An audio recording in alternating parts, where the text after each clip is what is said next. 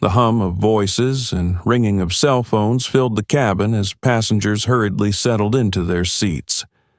The narrow aisle is clogged with bodies, the smell of expensive perfume mingling with the exhalations of tired people. Someone irritably corrects hand luggage in the luggage rack. Someone cannot find his seat, delaying the queue. Everything looks familiar. A standard flight, standard faces, standard fuss before takeoff. The light leather seats are slightly worn, their fabric armrests remembering too many accidental touches. The slight rattle of drink carts comes from the back of the plane, where the stewardesses are preparing for takeoff, smiling as if this day is no different from hundreds of previous ones. A woman appears in the aisle near first class.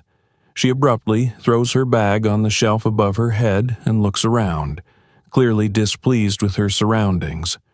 Her movements are precise and sharp, as if her every action is meant to emphasize her superiority over everyone around her. Her face is adorned with a thin layer of makeup, but even through that layer, something cruel is evident. A cold, appraising gaze and a nervous compression of her lips. The passengers are seated, fastening their seat belts. Someone has already taken out a book. Someone has pulled down the curtain on the porthole, hiding from the blinding sun. There is a strange detachment in this cabin full of people, as if no one wants to notice others, as if everyone is in his own world. A tall man with smooth skin, the color of roasted coffee, walks by, dressed in an expensive dark gray suit. On his wrist glistens a watch, too elegant for a casual passenger. He lowers himself into the window seat, slowly and quietly buckling his belt. His movements are measured, his gaze focused somewhere in the distance. A seemingly ordinary passenger, but there is something about him that catches the eye. Maybe it's his posture, maybe it's some inner confidence. The woman notices him. Something unpleasant flashes in her gaze. It is at this point that something changes on board. The flight is just beginning, but it's already clear. This flight will not be an ordinary one. As the passengers continued to settle into their seats, an irritated voice sounded in the cabin. This is some kind of misunderstanding. The woman, the one with the cold face and confident movements, was now standing in the passage, clearly displeased. Her predatory gaze was fixed on the man sitting by the window. She slapped her palm several times on the seat number on her ticket and looked at him again, as if he were something dirty, something that should not be near her. "I'm sorry, but this place, there must be some kind of mistake." Her voice sounded harsh, as if cutting the air with invisible blades. The man slowly raised his eyes. They were dark, deep, but completely calm. He turned his head slightly and looked at her without saying a word. "What? You don't understand?" The woman continued irritably. "You're sitting in someone else's seat. This is business class, dearie. Are you sure you can even afford a ticket here?" There was an awkward silence in the cabin. A few passengers cast brief glances in their direction, but quickly turned away. No one wanted to interfere. The man didn't move. He only pulled a boarding pass out of his jacket pocket and slowly, even lazily, unfolded it, showing his seat number. "No mistake, ma'am. This is my seat." The woman frowned. Her lips curved into a contemptuous grin. "Oh, yeah? That's ridiculous." She hummed and rolled her eyes, then theatrically looked around at the people around her as if expecting support. "Seriously? What are we, handing out tickets to just anybody now? Hell, I wouldn't be surprised if you just snagged a last-minute upgrade, huh? Must have been some kind of charity program." A few passengers visibly tensed, but again, no one said a word. The man remained unperturbed. "Please take your seat, ma'am." Her eyes sparkled. You dare to tell me what to do?" She pitched forward slightly, as if invading his personal space. "It's not the first time I've been on this flight, and I know what kind of people usually sit here. I'm sorry, but you don't fit in here. Why don't you move to the back? There are people there who would feel more comfortable in your company." She smiled, but there was nothing warm in that smile. The man didn't answer. He just stared at her. And that was what infuriated her the most.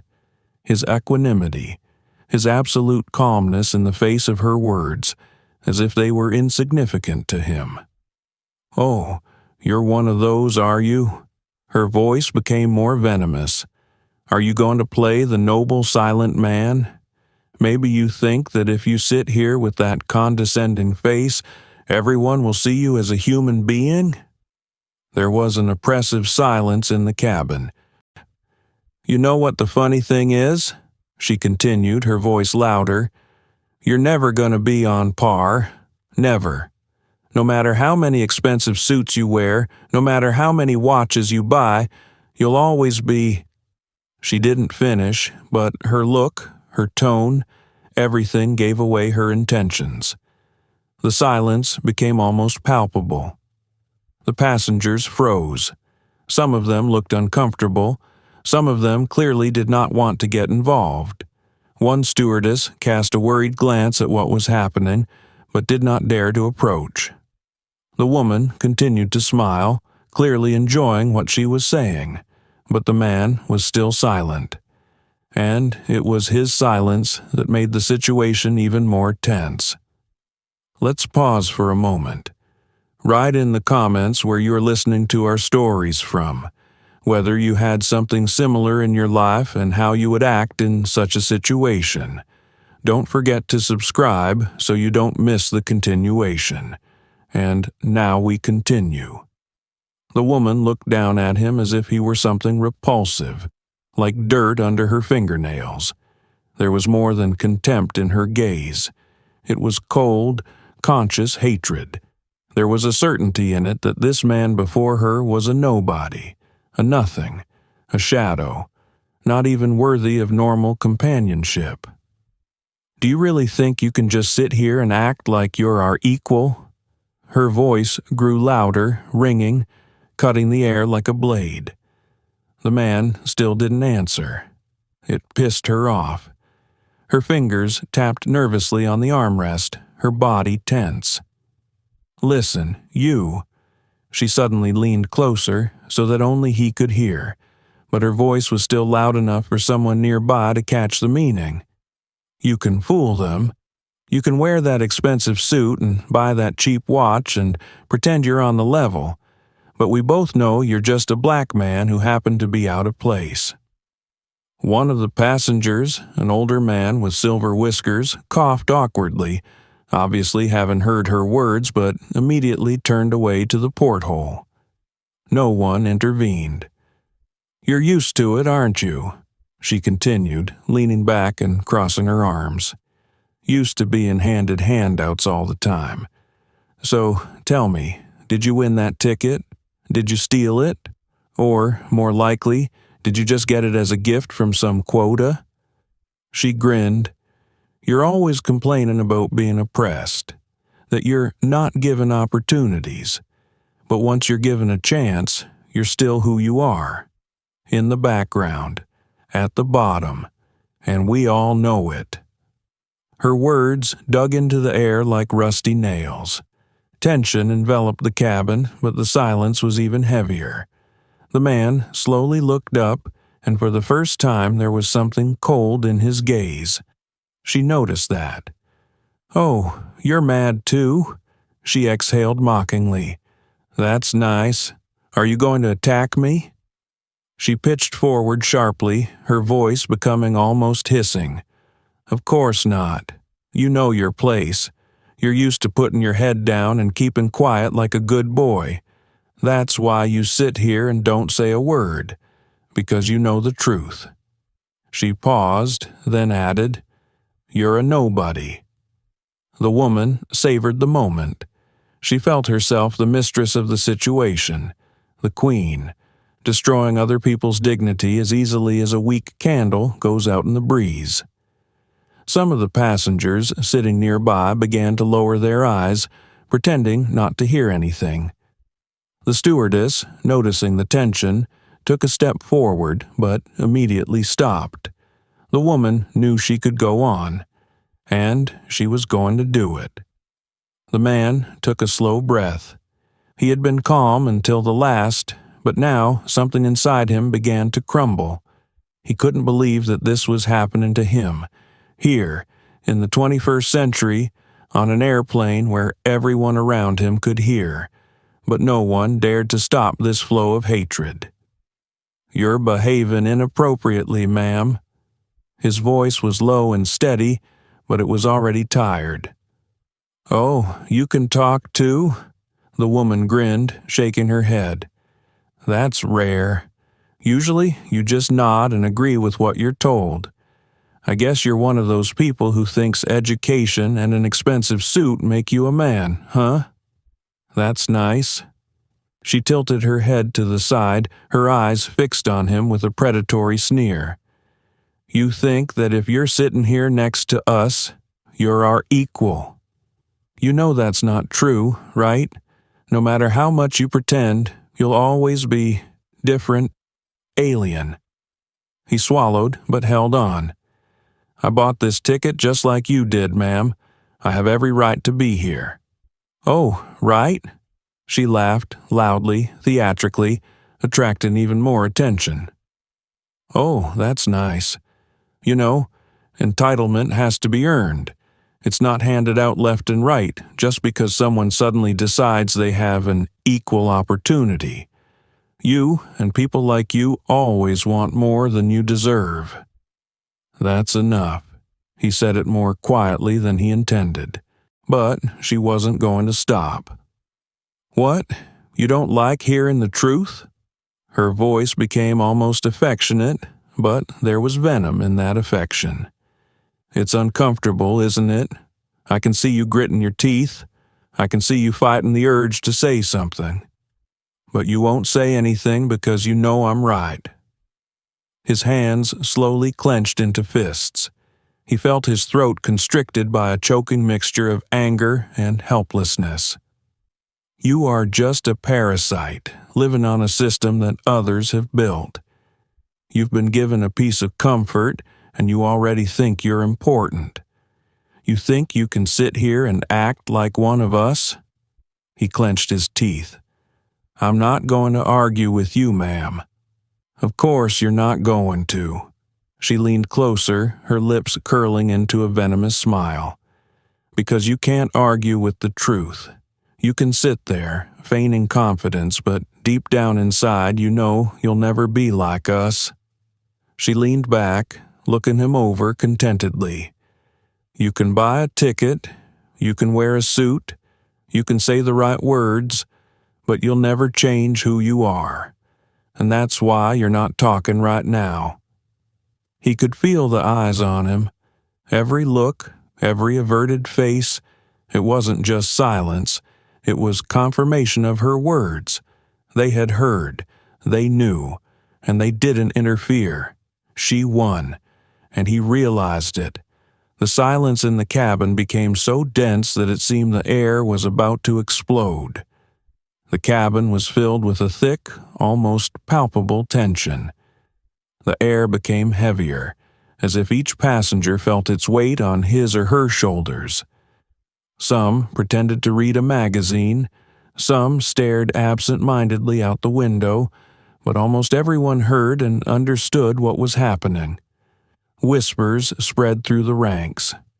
"This is too much," whispered a woman in a business suit sitting across the aisle. "Someone has to say something." An older man with graying temples added quietly. But no one moved. No one wanted to be this woman's target. She sat back, her lips stretched in a smug grin. Her eyes burned with triumph, and she didn't even hide it. "See?" she said loudly, with a slight laugh in her voice. "No one minds. No one thinks it's wrong. You know why? Because everyone realizes I'm telling the truth. She shifted her gaze to the man, who now sat perfectly still as if he were a stone statue. "You're all just afraid to say it out loud. But let's be honest, how many of you really want to sit next to someone like that?" Her words were like poison spreading through the air. Suddenly, someone spoke up. "Hey, that's enough." The voice belonged to a man in his 30s, sitting 2 rows ahead. He turned over his shoulder, his face tense, but his eyes determined. The woman raised an eyebrow, as if surprised that someone dared to interrupt her. "I beg your pardon?" Her voice turned icy. "You're being disgusting," the man continued without averting his gaze. "You insult a man for no reason, just because of the color of his skin." She laughed, dryly, with obvious mockery. "Oh, there's a hero. How touching." The man clenched his jaws. "Do you hear what you're saying?" She turned toward him fully, her gaze turning predatory. "Of course I do. And unlike you, I'm not afraid to tell the truth.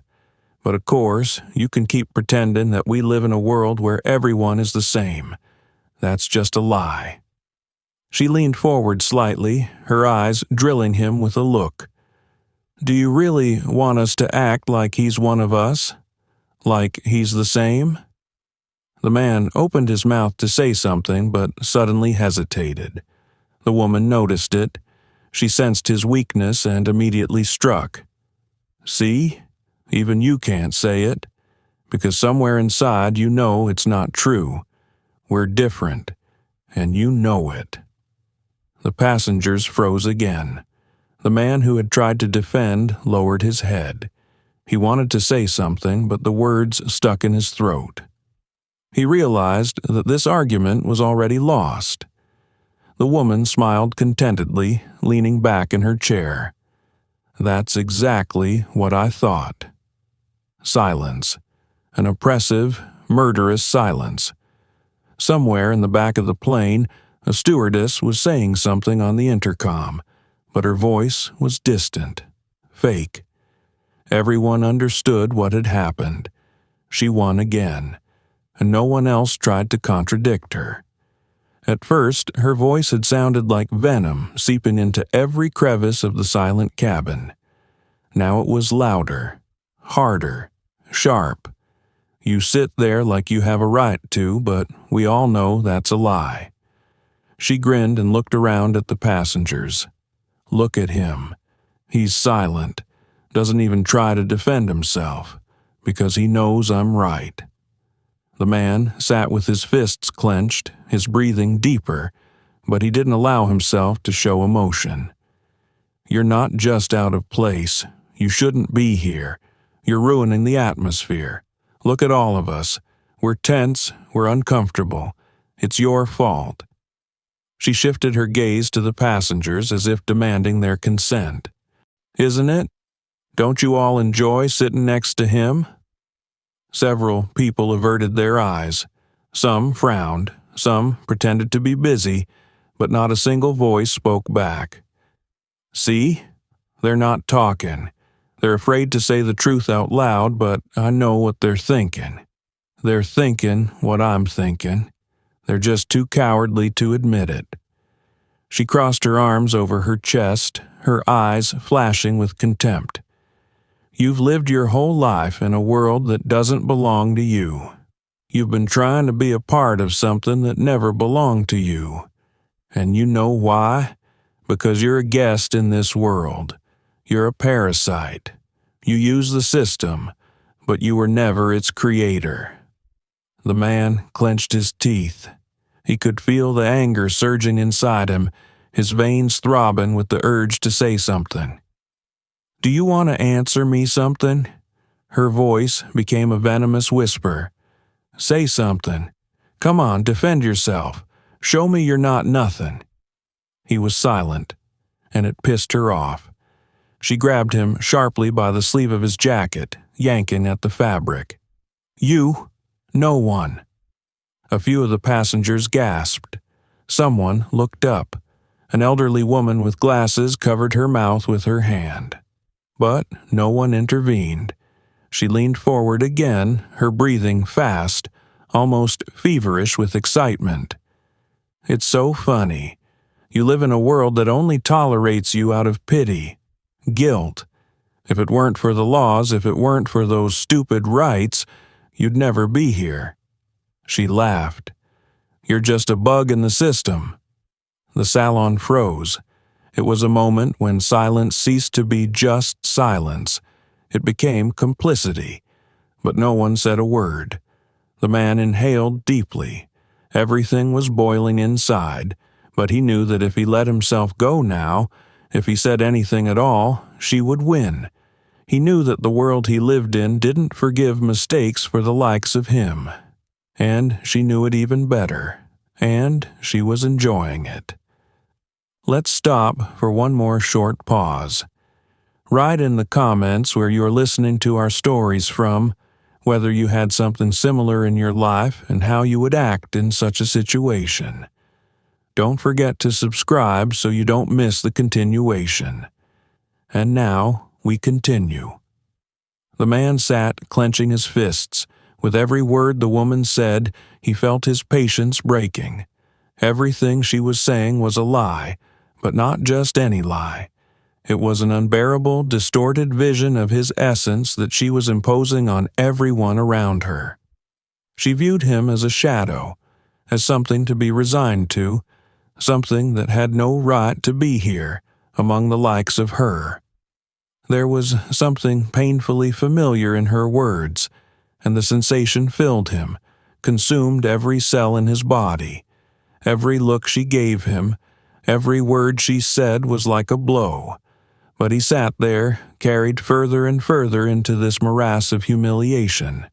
He was silent for a long time, staring at her, feeling his heart beating faster and faster. He could feel how she was winning him over with her silence, his submission, how she was savoring her victory. But when her next lunge sounded, he couldn't help himself any longer. "You know what, ma'am?" His voice sounded quiet, but there was so much power in it that she froze, not expecting it. "You want to know who I am? Why didn't I say anything? Why didn't I argue with you like all those who fear you? Do you still think I am one of those who obey you?" She frowned, not understanding where he was leading. She tried to hide her uncertainty, her eyes beginning to glisten with worry, but he didn't stop. "You don't realize who you're talking to. I'm not just some random person sitting next to you. I'm not someone you can disparage for the color of his skin and think that's the norm. My life, my accomplishments, they're not at all what you imagine them to be." He paused, his breathing becoming more even. "I grew up in a family where no one expected me to accomplish anything. My parents were born in a slum. They had no opportunities or connections, and all I had was my determination. I went to university despite being kicked out at every turn. I achieved a lot, but you wouldn't understand that." The woman pressed her lips together, trying to keep the look of her confusion from coming out. She clearly hadn't expected her victim to start talking to her this way, with such confidence, but she continued to stare at him with contempt, her gaze growing colder and more defiant. "What do you mean by that?" Her voice was almost unbearably arrogant. "Do you want to complain about your life? Stop it. You were lucky to be in the right place at the right time. You only got what you were allowed to get." He nodded, realizing that she still didn't realize the magnitude of his words. She was busy thinking of him as a victim, and he could see that, but she didn't know who she was dealing with. "I created myself, ma'am. I created my life all by myself. I graduated from one of the best universities. I have a career path you could only dream of. But you know what the best part is? I didn't do it because of charity programs, not because I was given something. I did it because I have brains and determination. I didn't sit around and beg. You think your words can hurt me? You're wrong. You can't humiliate me by being black. I am what I've made of myself, not how you see me." The woman turned visibly pale, but tried not to show weakness. She still couldn't believe that this man, with his calm and confident expression, could answer her like that. And now this silence, which she had thought was her victory, had suddenly become his strongest weapon. He continued, "You don't know what you're saying. You think you define people by the color of their skin, that you can tell who is worthy of being on your level and who isn't. But you lack what it takes to realize that people are not what you've imagined. We are not your stereotypes. We are not your outsider identities. I am not one of your subordinates. I am a human being, and that's what matters most." She could no longer hide her shock. Her face flushed with anger, but she remained silent. He, on the other hand, sat calmly with a smile, almost a pity on his lips. "You could be strong if you didn't have to stoop to that. But you're weak because you can't see people as anything more than images. You don't see me. You don't see my story. And you don't see what I really am. I'm not who you see. I am not your stereotype. You're afraid because I'm not the one you're submitting to, and you can't handle that." He noticed her face changing. She was still trying to keep her gaze arrogant, but she couldn't do it anymore. She could feel herself losing control, her power over this man fading. He was no longer someone she could humiliate. "You think I can't sit here with you, that I'm not worthy of this place. But you're wrong. I deserve to be where I am because I made it on my own, and you can't break me with your words anymore." Everything around him froze. The passengers who had been sitting in silence earlier began to shift their gaze from one to the other. It was something new, not something they were used to. No one dared to interfere, but everyone felt that this was more than just a quarrel. This was the moment when everything changed. And now everyone sat, with bated breath, not knowing how it would end. The woman remained mute, her proud posture slowly beginning to lose its power. His words penetrated her mind, destroying everything she had built up so long and hard. She tried to maintain her control, but something inside her began to crumble. He was telling the truth, and every word he spoke was like a stone that crashed into her mind, shattering her illusion of power. Her confidence, which had just shone so brightly, began to melt like ice in the hot sun. He wasn't just saying words. He wasn't just another black man to play this disgusting game with. He was talking about his journey, about his struggles, about how he had risen despite all the obstacles, despite everything she tried to label him as. She couldn't hide her feelings. Her hands began to shake nervously, and she clenched her fingers into a fist. But she couldn't stop thinking about what he'd said. He was different. He was a real man, with his dignity, his way of life. His words made her see the world differently, and she couldn't stand it. With every sentence he made, with every new revelation, she felt her own reality begin to falter. She tried to regain control, but her voice shook as she spoke again. Do you really think any of this matters?" Her words didn't sound as confident as they used to. "Do you really think your story makes a difference? Do you think your education and your career are more important than what you are?"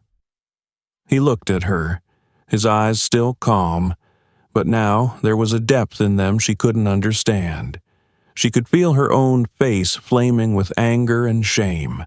She tried to stay strong, but all these accomplishments of the man, his sincerity, his determination were destroying her constructed picture. She couldn't handle it, and her confidence was melting before her eyes. "You don't get it, do you? You still don't understand what I'm trying to say.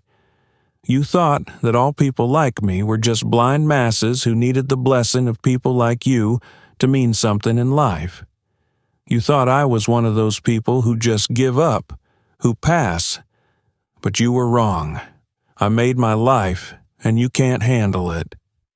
He noticed how her face changed, how her lips quivered and her eyes grew more and more confused. She could no longer maintain this facade. She felt that her view of the world was crumbling, that her beliefs, her racist stereotypes that she had carried for so long were beginning to crumble to pieces. She was one of those people who always felt like they were the boss, who thought they were above others. But here he was, a man she didn't know what to do with. The woman leaned back in her chair, her hands clenched into fists. She tried to take control of the situation again, but it was no longer possible. She could no longer turn this conversation back. The man was too strong, and his words continued to echo in her ears. She tried to justify herself, tried to remember why she had started this humiliation, but now everything seemed stupid and pointless. She turned away from him, trying to hide her feelings, but it didn't help. Her gaze went back to him.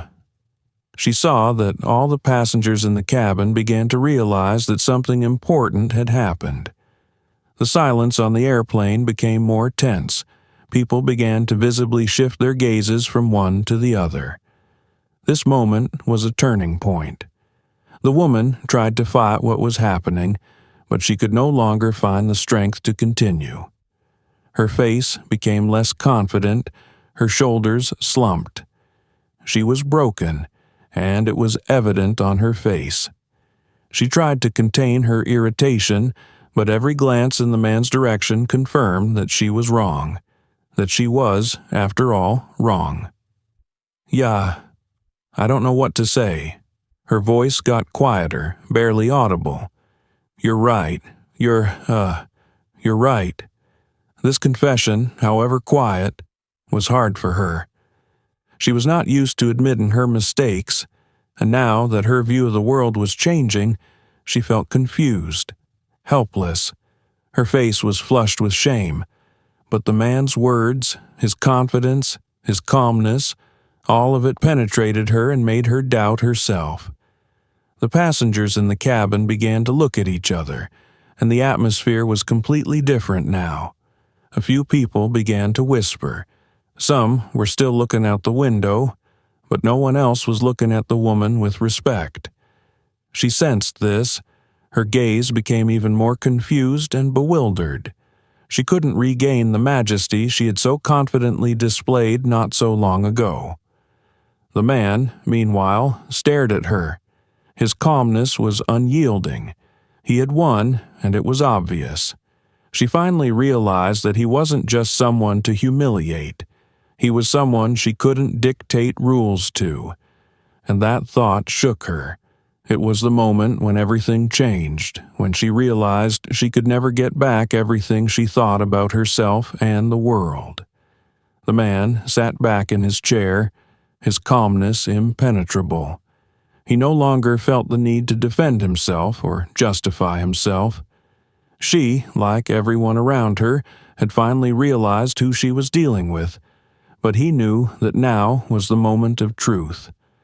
The woman who had tried to break him down and humiliate him in front of everyone was slowly losing what was left of her confidence. She could no longer boast of her victory. Her own inner destruction was evident. But he wasn't done yet. She continued to sit in the same position, clenching her fingers, trying to find the words that would restore her dignity. She couldn't believe that she had just had an argument with this man, that her racist confidence had been shattered to the ground by his words. She was at a loss, not knowing what to do next. There was silence around her. All the passengers started to look at them, but no one dared to interfere. He looked at her, and her gaze was somehow softer, and her shoulders slumped. He could sense her vulnerability, her confusion, and now that her mask was shattered, he spoke forcefully.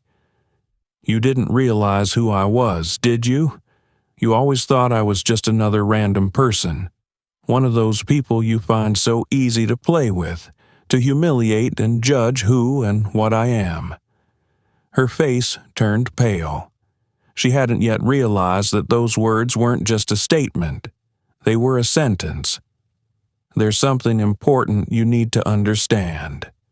His voice was suddenly low, almost threatening. "I'm not just a passenger, ma'am. I'm not someone to be treated so easily. I'm not someone who needs your favor. In fact, I'm someone you would never need to be around if you knew who I was." She looked stunned. Her face stretched, and she couldn't understand what was happening. Why did he keep talking to her so confidently, so coldly? She couldn't understand how he could not only survive all this, but use it against her. He continued, knowing her confidence was fading with every word he said. "I am a person who has made my career from scratch, and I'm not just a university graduate, as you might imagine. I'm not just an influencer in the sense you might think. I own several large corporations, and I have connections that can change entire industries. I can afford a lot of things, but I don't need it to be a person who deserves respect." Her eyes widened as she began to realize that the man in front of her was not just an ordinary man, but a man with incredible power and capabilities she couldn't even imagine. "You humiliated me because you thought I was the way you saw me. You thought your money and position gave you the right to belittle those who didn't have your status. But now that you realize I'm so much more than you ever imagined, you feel small and pathetic. Because I could destroy you at any moment. But I won't, because you destroyed yourself. You destroyed yourself by deciding that I don't belong with your kind." The woman couldn't understand what exactly was happening. She couldn't speak or move, her face clenched in shame and anger. Everything she had thought to be her advantage was now a stone around her neck. She felt her own inner conviction of her own importance crumble right before her eyes. He didn't finish his speech, his eyes continuing to stare at her with cold discernment. He knew this revelation was shocking but important. She hadn't just lost. She had lost everything. There was a mixture of shame, confusion, and despair in her gaze now. "You think, if you humiliate me, I'm going to get down on my knees and beg for forgiveness? You're wrong. I don't owe anyone, and I don't need anyone to give me position. I create my own reality. You, and those who think like you, live in a world where everything is measured by money and status. But that world, ma'am, is not mine. I made it myself." The woman could answer no more. Every word he spoke consumed her completely. Her gaze was blank, her lips twitched, and finally she lowered her eyes, completely broken by this revelation. She realized that there had never been anything like this in her life. She had never met a man like this. He was what she considered low, but now she realized that she herself was nothing compared to him. She couldn't look at him anymore. Her whole world, this world in which she had felt blameless and powerful, was now crumbling like sand through her fingers. She sat there, unable to move. Every glance she cast at him only deepened her frustration with herself. He was stronger, he was smarter, he was who she wanted to be, and now she had no choice but to accept her victory. The man sat still, his eyes full of determination and self-respect. All he needed was to know that he wasn't succumbing to these stereotypes, wasn't kneeling to these stupid thoughts of someone being superior and someone being inferior. He won, and the victory was sweet. But most importantly, it wasn't for him. It was for her. She was the one who lost, and her defeat was far more painful than any other fight. The woman sat, her body seemingly mute, her hands clenched into fists, but her fingers couldn't find the strength to unclench. Every glance she cast in the man's direction seemed to remind her that her whole world, in which she had felt so sure of herself, had collapsed. Everything she thought she was entitled to had turned out to be an illusion. The words she had spoken had been on the edge of hate, on the edge of madness, and now she realized how deeply wrong she had been. The man, calm and confident, continued to sit beside her. He didn't try to hurt her. He hadn't reacted to her lunges in a long time. He knew that victory was not about breaking her physically. Her destruction was far more profound. He watched her confusion, the way her face grew more and more helpless, and realized that her own sense of superiority was her most dangerous fetters. He knew she couldn't just walk away from this. It wasn't just an insult. It was a lesson she couldn't forget. And the longer she stayed in silence, the clearer that lesson became. The woman sat there, not knowing what to do. The silence in the cabin had become so deep that it seemed absolutely real. It was not just in the physical space, it permeated her inner world. She felt her face redden. It wasn't shame, but a realization of her own helplessness like never before. She tried to say something, but the words wouldn't come out. She opened her mouth, but they could not be uttered. The couple of words she had once proudly uttered now clutched like lumps in her head.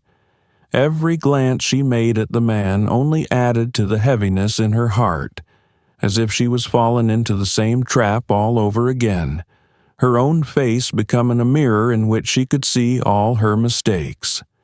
Finally, after several long seconds, when her mind was tormenting her more than her own silence, she tried to speak.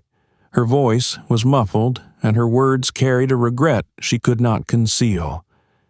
"Yeah, I didn't think you—" She stopped, not knowing how to continue, not knowing what to say. Her whole past had been about believing that she was right beyond question, but now it was like empty phrases that lost their power as soon as they hit her ears. The man didn't look at her. He already knew she didn't need an excuse now. She wasn't looking for one. He wasn't interested in her remorse. He knew that the very reality around her would begin to change her perception.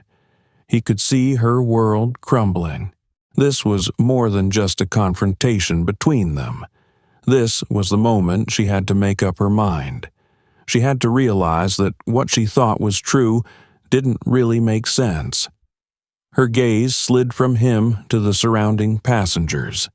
She saw other people looking at her with concern, with sympathy, with surprise. Her feelings were mixed. She felt shame in front of them, in front of herself, in front of the way she'd humiliated him. And now, all those eyes, all those expressions on people's faces made her feel like a stranger. They all knew she was the one in the wrong. They had all seen her injustice and cruelty, and now she stood before them, without strength or words. The passengers began to whisper. Some of them glanced in the direction of the stewardess, who seemed ready to intervene, but did not know how to do it. The man sat quietly, ignoring the stares. He knew that everything had already been decided, and that the woman would find no excuse in this moment. But she couldn't calm down. Everything she had once known was now shattered. She tried to find some way out, some foothold, to regain even a modicum of power. She knew her life would change, and maybe this moment, this turning point, was what would awaken her from her own delusions. But she couldn't figure out exactly how. Her own words, her own humiliation resounded in her head. I, she wanted to say, but something stopped her. The realization came too late. The man stood up without another word. He shook his head as if to tell himself that her choice was not his concern. He couldn't save her. She had to find her own way. But in that moment, as she sat in the chair, Her eyes were filled with the realization that she would never be the same. It wasn't just a realization of her wrongness. It was a realization of how she had been blind to something more important, something more valuable, her entire life. Like he said, "You've already broken yourself." "I didn't do it. You did it yourself." The salon filled with noise as the man left, but the woman remained in her seat, sitting in absolute silence.